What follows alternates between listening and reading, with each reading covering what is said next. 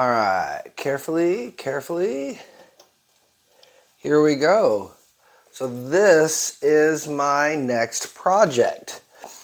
This is a customer project. So a customer has commissioned me to take it's like a cart basically that was built by his grandpa a long time ago and restore it. So this is going to be a pretty cool project. I'm going to redo the wheels, the basic platform, and get rid of all the rotting wood and basically restore it to a new condition.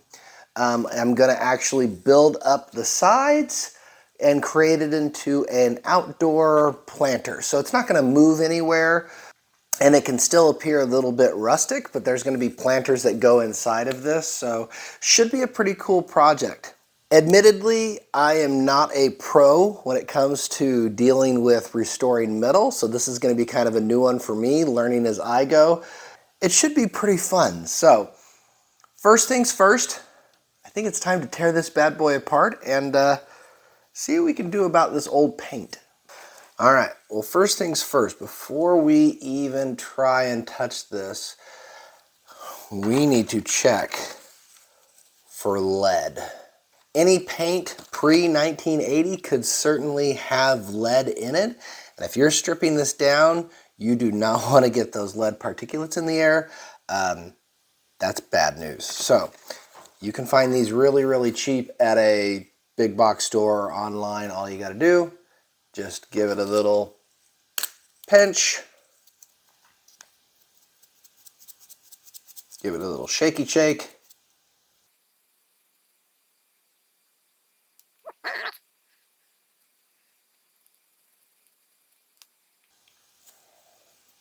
Cool.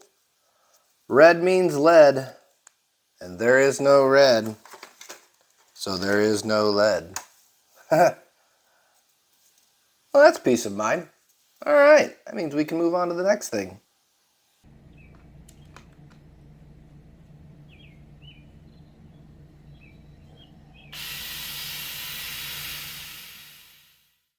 Even though I did test it for lead, there are multiple layers of paint here, so I figured might as well be safe.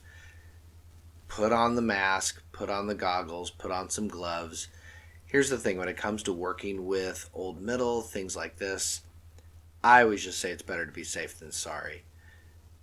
I think this is a distinct moment of you just try and experiment with what you have. I found some nice little middle wires that brush pieces that went into a drill, and it just is not getting the job done. So instead, I figured let's take a break with it. Let's go back to what I knew, and that was working with the actual wood piece itself.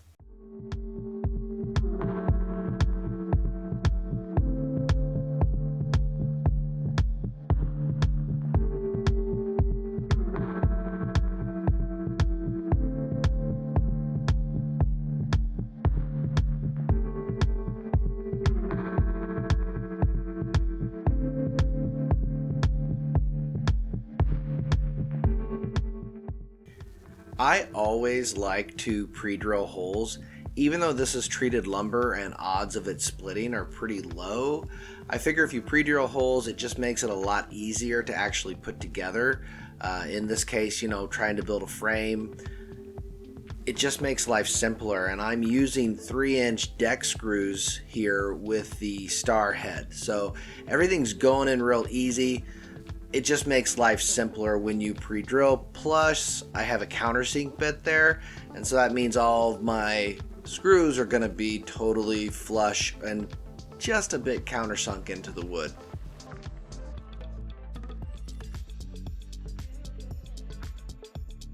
One important part of this project was to not just recreate a cart, but to also kind of pay homage, if you will, to the cart before it. And one of those things was not just making sure that I had a workable cart and a workable frame like you see here, but also those handles.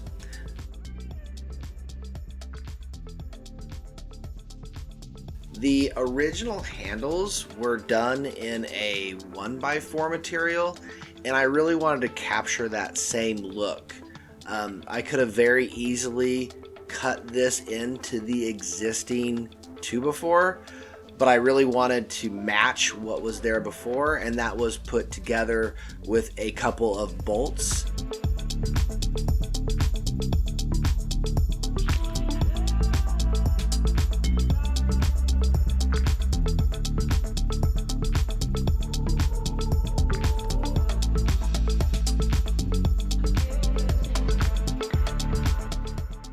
I gotta tell you, if you're into woodworking and you hate sanding as much as I do, invest in one of these rigid oscillating spindle sanders.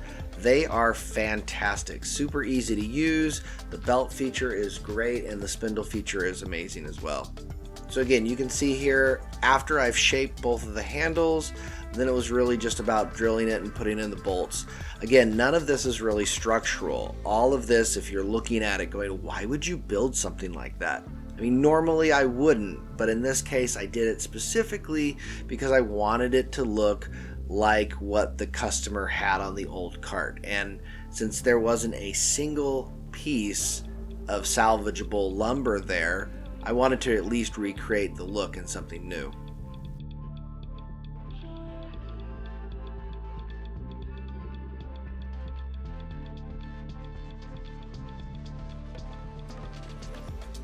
I cannot begin to tell you how frustrating it is if you're working with old, rusted out bolts or screws. These things did not want to come out. Not only were they stripped, they were completely rusted. So the easiest thing to do was just take a Sawzall and just hack away at them.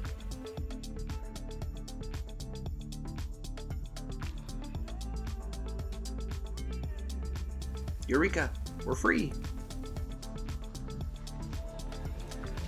And since there wasn't much I could recover from the cart itself, I wanted to recover every single piece of metal that I could. And so that meant I had to go through and I had to take out every single nail on this piece of sheet metal. It already had the holes in it. This is going to be used as a planter, so I figured it would be a nice little piece to have in there from the original cart itself.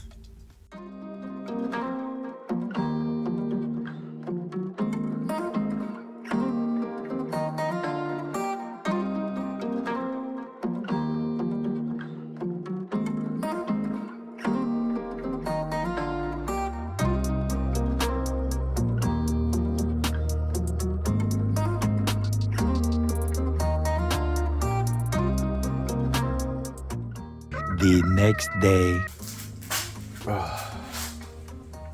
This is my new favorite mug. Adulthood. Straight up the worst hood I've ever lived in.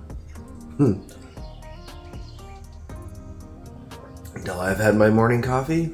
Yeah, usually.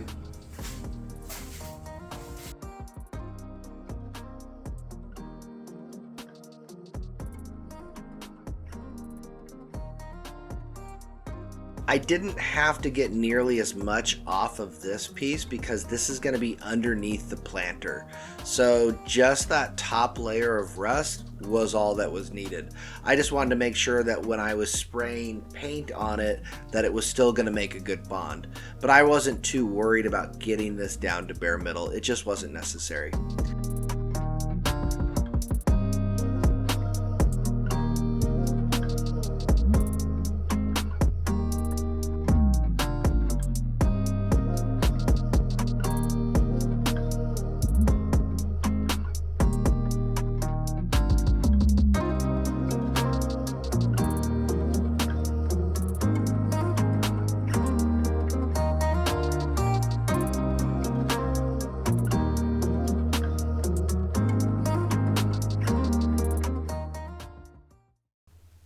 Now the wheels. Oh, naive me. I tell you, I am not a pro when it comes to metalwork. I say it again. I tried elbow grease, so now I just tried to get some paint stripper to see if that would do the job. I sprayed them down pretty thick coating of the paint stripper, and I did let it sit for probably a couple hours.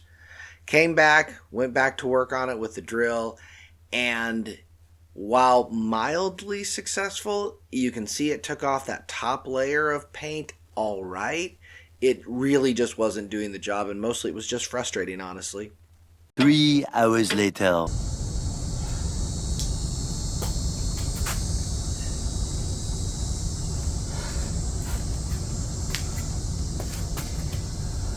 I don't know how you metal workers do it. This sucks. I need to figure out a better solution. 1 eternity later. All right, it's getting desperate. I've gone from elbow grease to chemicals to now we're going to use power. Battery charger, sodium carbonate.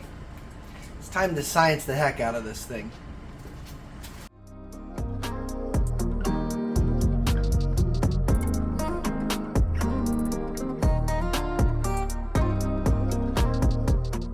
I gotta give credit to my dad on this one. Thanks, Pop. He said, you should just do electrolysis. That'll be the easiest way to get the rust and the paint off the wagon wheels. So let's just do that. I got a battery charger. Let's make it happen. And so that's what we did. We went and found some angle iron. Eventually I found some rebar, hooked everything up, and it didn't work at first. But once we figured out the reverse polarity issue on the battery charger, we got it going, and it was such a good feeling to see it working. See those tiny little bubbles? Those tiny bubbles let you know this baby's working, so... And now we wait. Oh, it's exciting. I hope this works.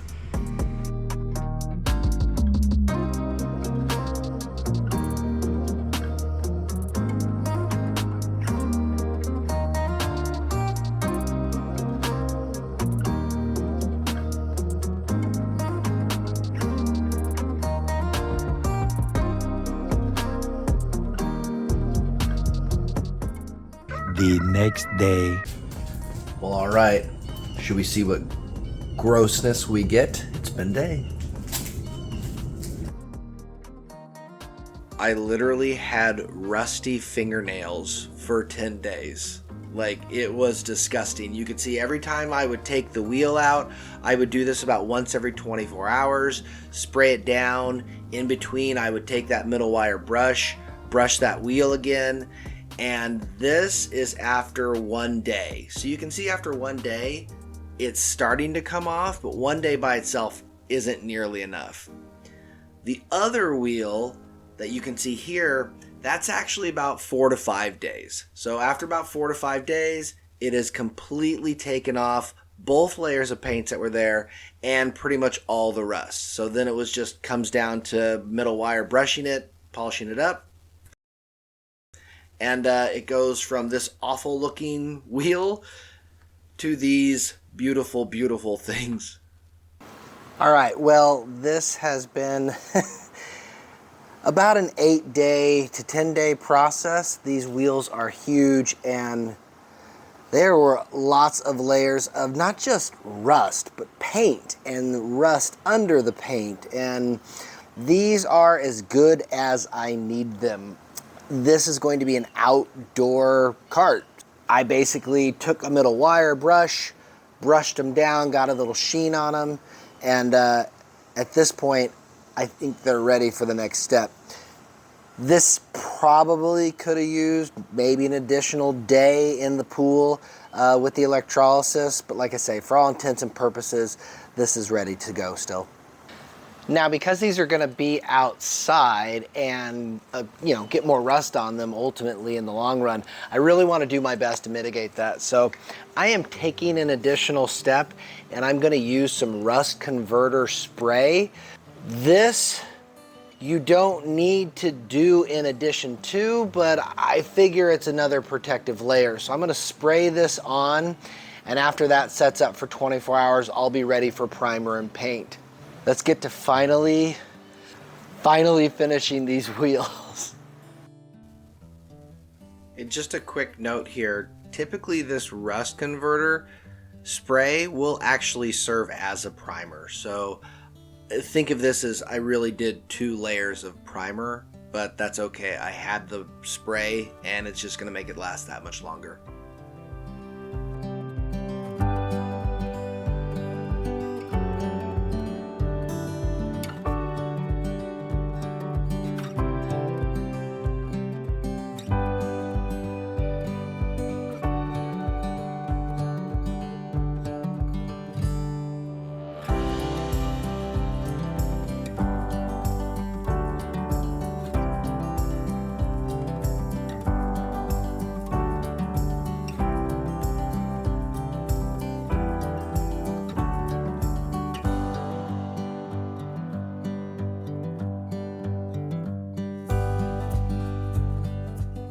So now that the wheels are done, really it's just some flair, trying to give it a little pizzazz. I had an old compass from back in my high school days. Thought to give it a nice little rounded edge to it, give it a little decorative edge. It really wasn't necessary. It was just more of a style piece. I just thought it looked good. And really we're in the home stretch. At this point, all I need to do is just put up the sides.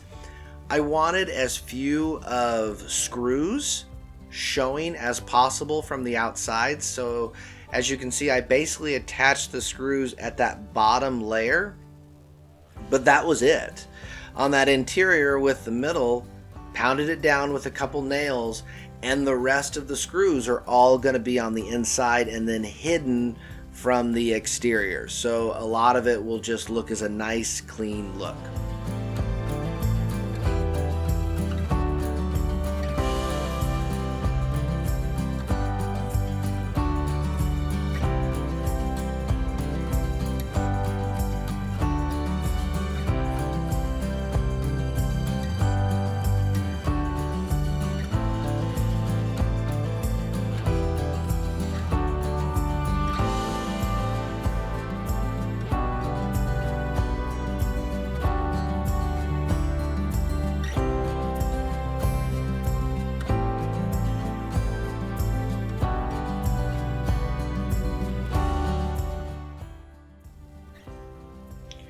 It's cool to finally see a piece when it ultimately comes together, because you get an idea in your head of what you're thinking about, and there are always some variables in there. At least there are for me. In this case, the original plan was to have some more stakes on the outside, but I had made it wide enough where I basically did everything that was the workable screws on the inside, and I think it really turned out well. It was a lot more sleeker, if you will, and I was excited with that final product. So don't be afraid to experiment as you go. I looked at it for a little while and I decided, you know what I should do? I should round off these corners. I just think it would look nicer. So this wasn't something that the customer and I had talked about. It was just something that we figured would have a nice finishing touch.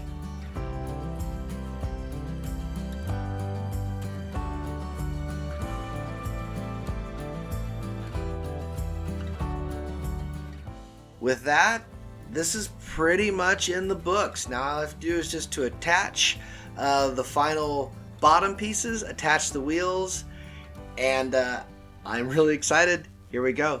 Let's show you off the finished product.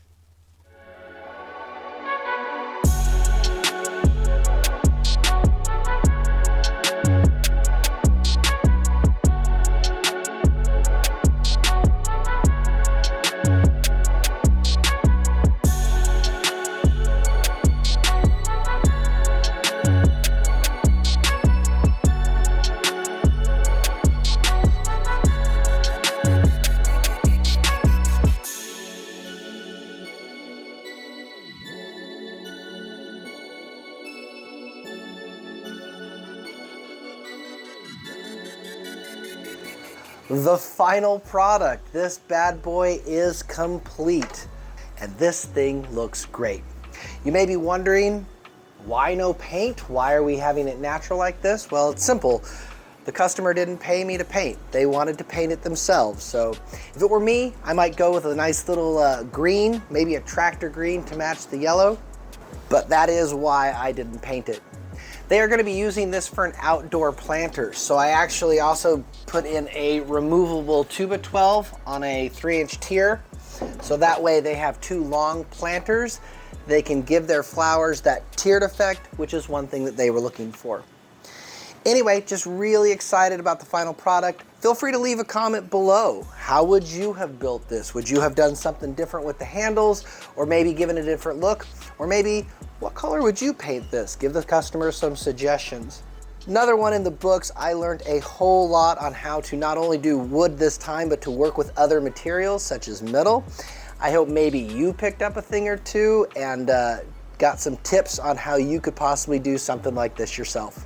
As always, really appreciate you so much, and I can't wait to see you on the next one.